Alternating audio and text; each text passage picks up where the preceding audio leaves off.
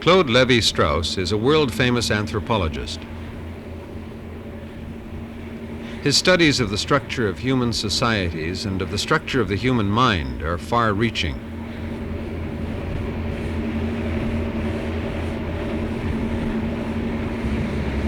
Everything, well, even from South America, leads toward here, and everything goes away from here. Lévi-Strauss's demonstrations are based to a large extent on American Indian materials. And within these cultures, he has discovered a special significance in the myths of the Northwest Pacific coast. Oh yes, because you see, the ecology is so important for me, and I think it plays such a part in the myth that well, there are a lot of things which should be not only seen, but lived in, if I may say so, to understand them right. Lévi-Strauss did field work in Brazil in the 30s. Later, he devoted himself mainly to the analysis of anthropological data in his study in Paris. In 1973, he came to British Columbia to continue his research, focusing on the relationship between myths and the visual arts.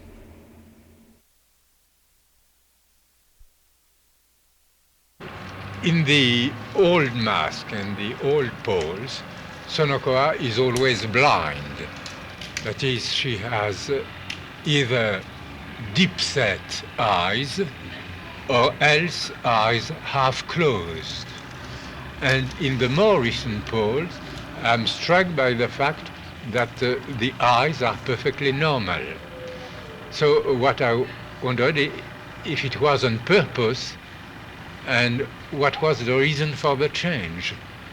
Well, I have no idea at all. Yeah. No idea at all. No idea at all. But if you were to carve a Zonokoa, how would you do it? I would do it either of the two ways. With deep-set eyes? I would do it with deep-set eyes. We have, see, I'm not from the Quagule country. I'm from the west coast of Vancouver Island. But where we come from, we have wild woman too. Yes. And when I carve her, where is it? Right here. I carve her with the eyes open too. You carve it with the eye open. But small eyes. Yes, that's another way of expressing the blindness or that she has trouble in seeing. I made a mask for Peter, wild woman, and the eyes are real deep set, way back. But the reason for making it like that wasn't to try and make her look blind. It was just to make her brow, pronounce her brow.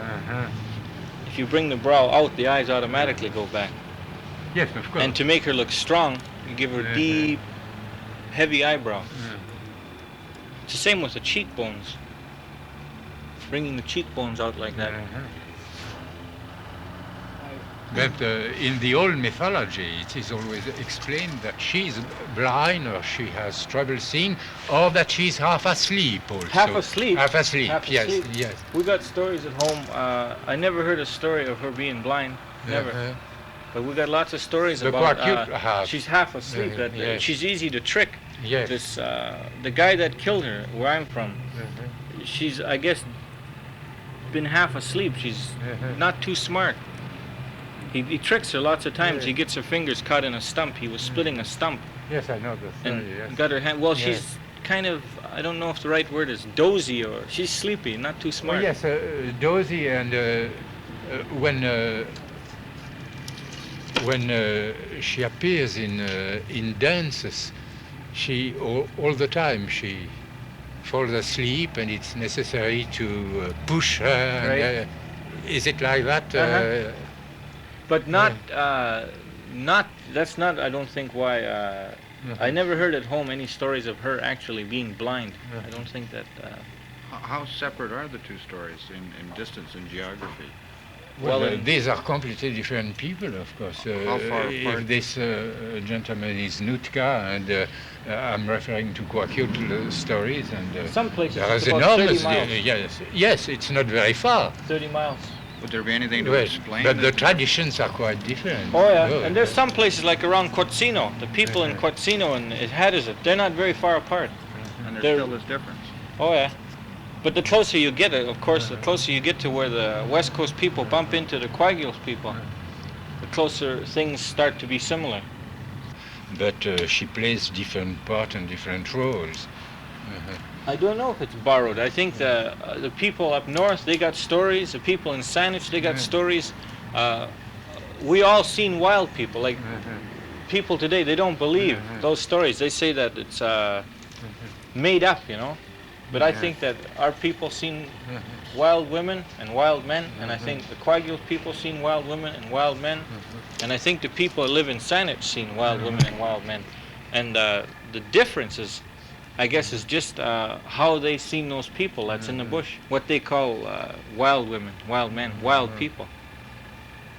And you have stories too that she steals children and make them blind Put with pitch on their eyes, yeah. with pitch. Yes. Yeah, she's chewing Right. spruce gum all the Yes, time. right. Pitch from spruce trees, chewing Right. it, and she makes her lips smack, you know. Oh, you see, When she's chewing, that's yes. why the lips like that. She's chewing, trying to make it sound delicious. And those little kids, they want it. So when she gets real close, she's going to give them a piece. Put it on their eyes, block their eyes, and make them so they can't see where they're going. So if they jump out of her basket, they're not going to be able to run and tell what happened. So she put them in her basket, and then she runs away to her house. And the Nootka have the same kind of mask with the Kwakute called Kwekwe. Kwekwe? Yes, you have them. Yeah. Too, yes. Do you carve some of them? I've never carved that mask. I'm going to carve one. Oh, that will be fine. They're very. What's their name in Nootka? We say Kwekwe. Kwekwe. They say in Kwagils, I think they say Kwekwe too. Down here they say Swahwe. Yes. It's Yes, different. Yes, it's the same mask, but it does not look the same. They got the same tongues hanging out. Yes, and the protruding eyes. Yes. But the Sonokora can be male too. Oh, you yes. mean It's a people. yeah. Yes, it's mostly female, but they can be male. There is something else I wanted to ask you. When you carve like that, you make a drawing then. And what about the depth? You're limited by the wood, and you're limited by good taste. And when you're going down, you look at how a face is. The nose is the most pronounced. Well, the nose should stick out the most. The nose should be the highest up. You go down to the forehead, along. How far down you go, before you level off is, I don't know how you can explain that. It's what I say, you good feel taste. it. You feel it. You know when you should stop. You feel it. I've got a mask in here. I'll go get it. This guy here. The way the eye is on this, the depth is almost nothing. I mean, right here there's very little depth in that mask. Yes. But it looks all right. That's the way I wanted it to be. Yes, it's a beautiful mask. Where other times you go very deep. I've gone deeper on the eyes of this woman in this tiny little face than I have on that. Look at the difference. What does it represent? Humanoid raven, half man. Raven. That's in the beginning of the world when we were equal with the animals. Start at the very bottom. Just make it rough. When you get it fairly roughly, figure out where your distance are. Then you can start carving things fine. I'm going to go back this way now.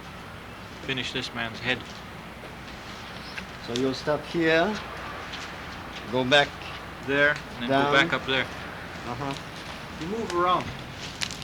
You work on something too long, you can get it can get stale on you. And when you make a copy of an old pole like this, do you feel sometimes that you should or would like to do it differently? Oh, very much, very much, very, very much. A terrific desire to change things. And what do you do? You struggle and you continue copying. If you look at something like just something simple like oh, the depth here. The depth of it, you go down in here. So there. So the depth here. See, I've gone deeper on mine than on here. And the reason I did that is because this is all rough in here. Yes. And I have the feeling that when they did it, they wanted, maybe they didn't have the time, but they wanted it to be smooth. And so I smoothed it out in here. And are there other things that you would like to do differently? Design-wise? Yes. Oh, yeah. Like I have- what? When you have to transfer? Well, for instance, with the this lightning snake, I've been designing these guys, coming up with my own ideas, how I think they should be and how I grew up with it. And at home, the masks that we have and the designs that I've seen of that lightning snake, they've got plumes off the top of their head. They call it a feathered dragon. You got plumes coming off the top of the head. And that's the way I like it to be. So if I was to do this pole myself, I would put plumes on his head. So do you expect that after you've done this one, you will do another one that will be the one you would like to make? Oh, I'm going to sometime, for sure. I would like very much to. And what do you think the old people would say if they saw one that you made the way you feel it should be, and they would look at it, and what do you expect? I think they'd be very pleased. Very pleased. They will think that you have Betrayed. their No, art? no, like I said, where I'm from, all the designs I've seen as I've grown up with it have plumes on the head. This is from further north. This is from Friendly Cove. From Yuquat, they're another, they're over 100 miles away from us. And what happens when you see, say, a totem pole copied by another carver, and that he has taken some freedom? What happens when I see that? Yes. What do you say? It depends on what kind of freedom he's taken. I see people doing things like putting a lot of garish color on a pole. I don't like that.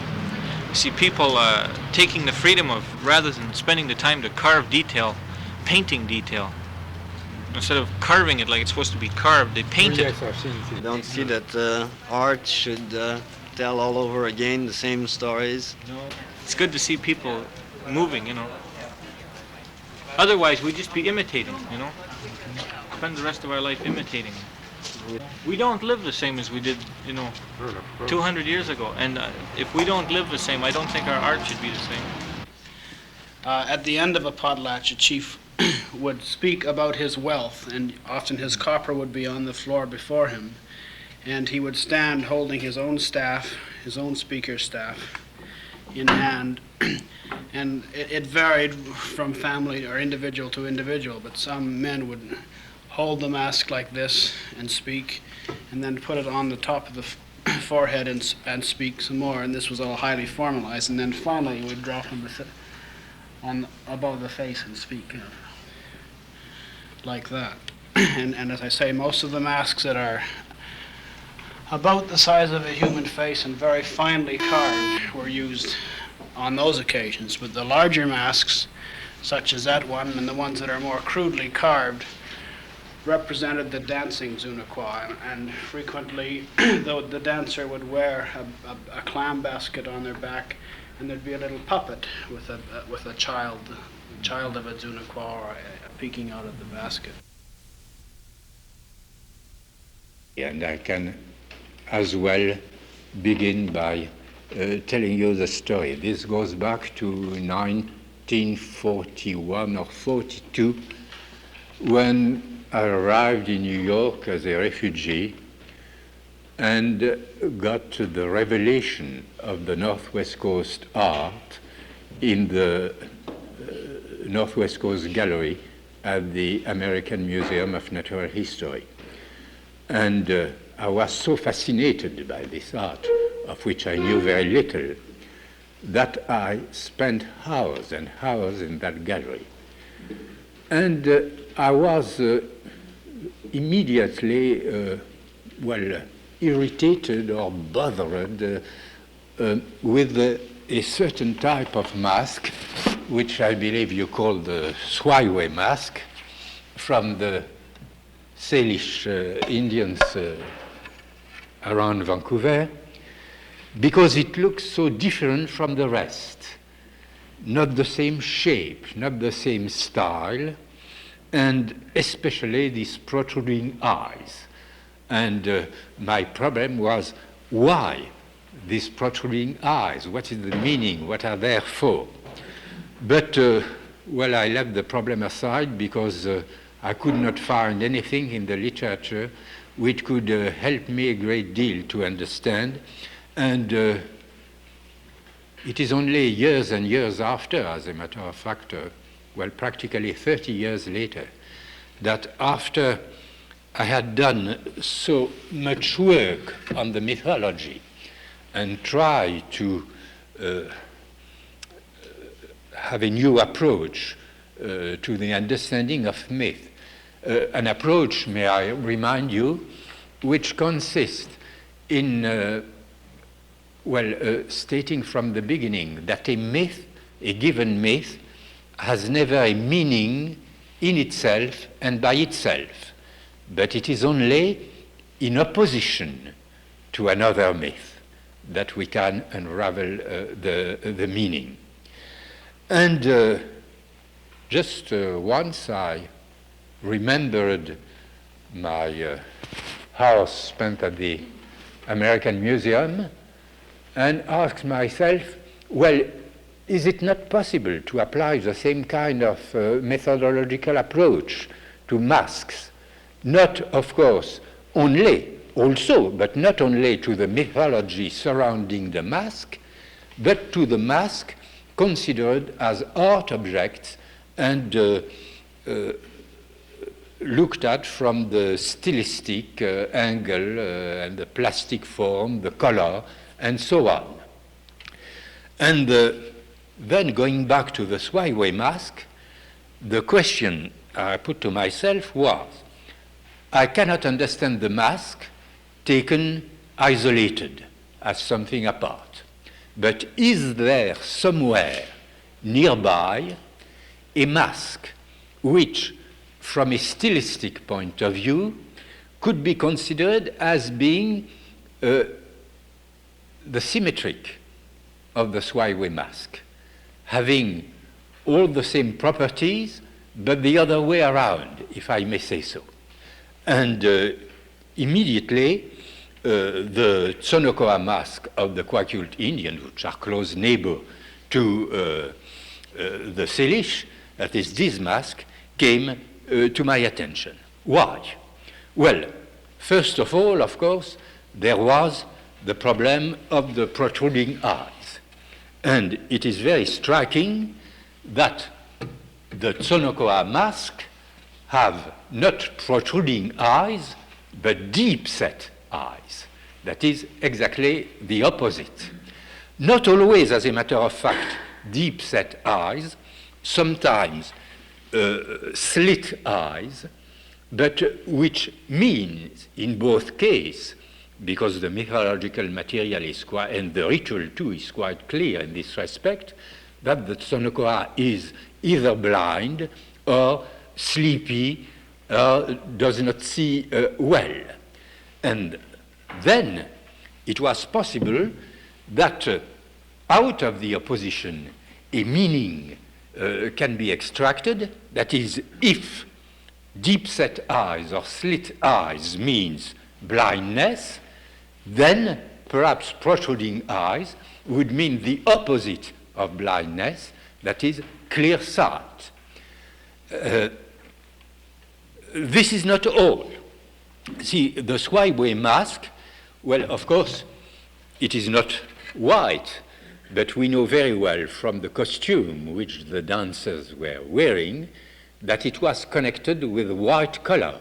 because the costume was entirely made up of white swan feather and swan down, while the Sonokoa masks are mostly black and connected with a black color because the dancer wearing the Sonokoa mask had a black cape or a black bear fur. So we have here a new opposition between white and black. Even more so, it is striking that the white of the Swahili mask is entirely borrowed from the bird category, feather and downs, while the black of the Sonokoa mask is connected not with feather, but with hair. And you have the hair there, here too, and some of the masks which we know are quite hairy completely. So we have here a new opposition in the animal kingdom between feather and hair. Now the mouth, a striking point about the Swahili is this gaping mouth with opened jaws, while the mouth of the Sonokoa can be described as having pursed lips, as a matter of fact, to explain that it cries hoo, something of the kind. I don't know. The Swahili mask has as a fundamental character a hanging tongue, protruding and hanging. And in the Sonokoa, there is also something hanging, which is not the tongue, but the breast, which are always hanging breast, and this is very much emphasized in the literature. So the Swahili mask belongs essentially to the social world, while the Sonokoa is an antisocial being. And even more, its main part in the mythology is kidnapping of children. That is, instead of bringing the ancestors to the lineage, taking away the descendant. We have here a very neat inverted relationship. As to the origin, I was saying a moment ago that in Salish mythology, the masks were fished in a lake, in the water of a lake. But not always, because we have inside a Salish mythology a very neat inverted relationship according to if the origin myth are from the mainland or from Vancouver Island. And in one case, they are fished out of the water. In the other case, they come down from the sky. But in both cases, they are connected with a vertical axis, either high or low, either sky or water. Now, what is the origin of the Sonokoa mask? They come from the wilderness, from the woods, from the forest, and their connection is not with a vertical axis, but with an horizontal axis, not high or low, but far away. I was a moment ago saying that the protruding eyes of the Swahili could mean that they are clear-sighted. And at least among one Salish group, I must confess that I was not prepared to lecture, and I don't remember exactly which one, but perhaps Professor Zhotom will remind better. But it is said that during the Swahili dance, there is a clown figure with a spear and trying to blind the Swahili dancers. Why? So they are clear-sighted, and the dancer tried to blind them. While for the Sonokoa, it is just the opposite, because she is nearsighted or blind, but she tries to blind the children which she steals by putting pitch on their eyes. So in one case, it is a passive relationship to blindness. In the other case, it is an active relationship. And finally, among the Salish, I am told that the Swaiwe mask did appear on potlatches and lay feast, but never during the winter ceremonial, while among the Kwakiutl, the Tsonokoa was play a part in the winter ceremonial, if I'm not mistaken, in a minor society, but nevertheless a society in its full right. Therefore, you see that we have a complete symmetry, not only on the plastic level, but also on the mythological level. And if I had time, I could also show that in the distribution of the corresponding myth, there is also a symmetry, because it's very striking that the axis of the distribution of Swaiwe mythology among the Kwakiutl and the Salish is a vertical one. It goes north-south. It goes from Cape Scott to the Comox country.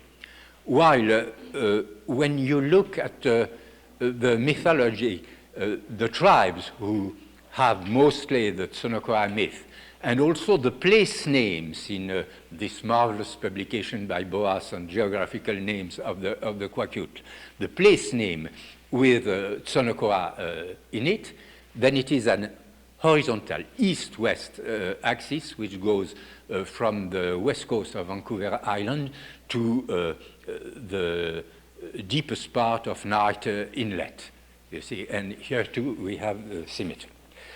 Then we have a perfect inverted symmetry between the Swaiwe of the Salish and the Tsonokoa of the Kwakiutl. But this is not all of the story, since we know that the Kwakiutl did borrow the Swaiwe from the Salish under the name of, well, I cannot pronounce Kwakiutl, but Kwekwe or something like that. And you can see that if there is a full series of binary opposition between the Salish Swaiwe and the Kwakiutl Tsonokoa, there is, on the contrary, a very close correspondence on the plastic and stylistic level between the Salish Swaiwe and the Kwakiutl Kwekwe. We have the protruding eyes, we have the hanging tongue, and in the Nootka specimen, which I have seen in the museum a moment ago, we have also the bird-like figures. But, at the Victoria Museum, I saw yesterday a very interesting Kwakiutl Kwekwe mask with the birds showing quite well. And we find, too, the white color, not in the costume, but in the mask, and the opposition is striking between the white Kwekwe and the black Tsonokoa. There is a close parallelism between the sociological function of the Swaiwe among the Salish and the Tsonokoa among the Kwakiutl. Now, what about the Kwekwe? We have two different sets of origin myth for the Kwekwe with the Kwakiutl. Some of a legendary character, and which are almost certainly true, that it is through intermarriage with the Comox that they got the Swaiwe mask, which they copied as a Kwekwe mask. But also, quite in the opposite direction, another set of myth, of a purely mythical character, explaining that it was a man at Cape Scott, that is another tip of Vancouver Island, which was given the Kwekwe mask by the Red Cods. And it is said in the myth that the Red Cods gave the mask but nothing else, that they did not bring any present. And the conclusion of the myth is this is why we say that red cards are stingy. So here you see it is just the contrary. Now, Dr. Webster was telling me a moment ago that there was more to it, and that the Kwekwe dance among the Kwakut had a clownish character, which put them also in strong opposition with the dignified character of the Swaiwe. And that money was distributed, but thrown away, and that the children could scramble and try to fight together, am I right, Dr. Webster, to get the money, which looks as if it was a distribution of riches, a kind of a derision of the distribution of coppers and the like, turning also the Swaiwe motif upside down. And then, if all this was true, and I don't hope that it is absolutely true, because probably I've made many mistakes and I'm not quite through with the job, it needs correction, but this is a purely tentative, then we should read a very striking conclusion, which is that in the field of mask and the plastic arts, and borrowing and imitation between two neighboring tribes, when the message of the myth, so to speak, is maintained identical, as with the Salish Swaiwe and the Kwakut Donokoa, then the plastic form becomes inverted. And on the contrary, when the plastic form is kept unchanged, as with the Salish Swaiwe and the Kwakut Kwekwe, then it is the message of the myth which becomes inverted.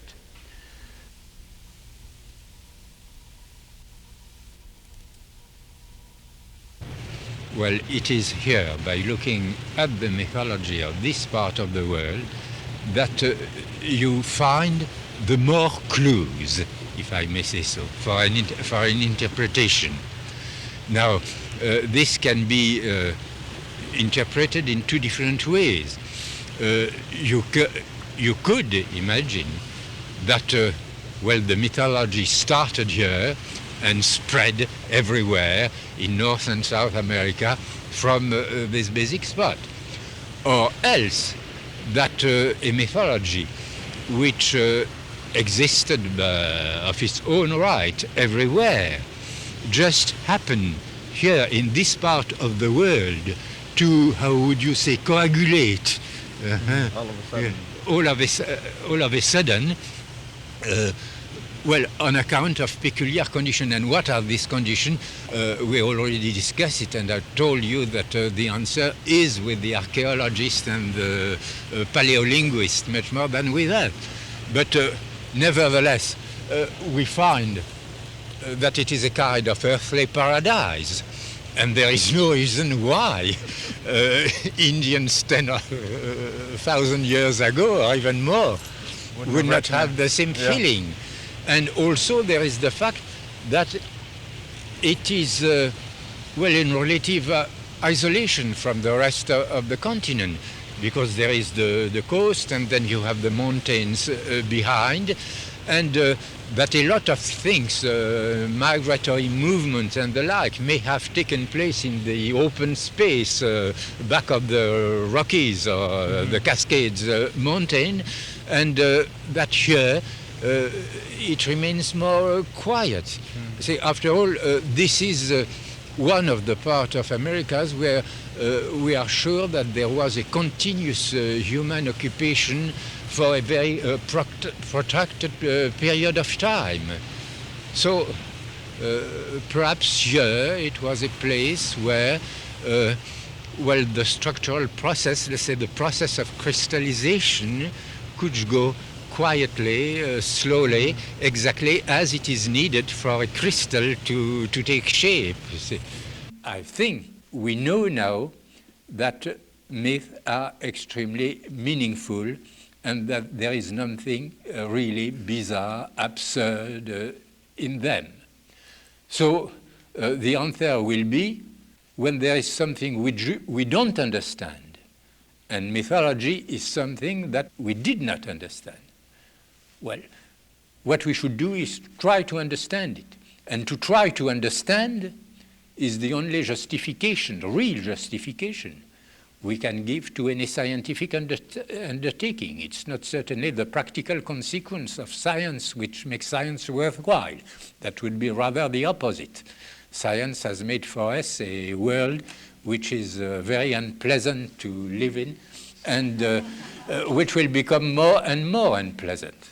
But nevertheless, I'm not at all among those who despise science, who think that scientific undertaking should be given up, because the basic justification is to try to understand. This is what makes structural analysis worthwhile and every other undertaking at understanding worthwhile.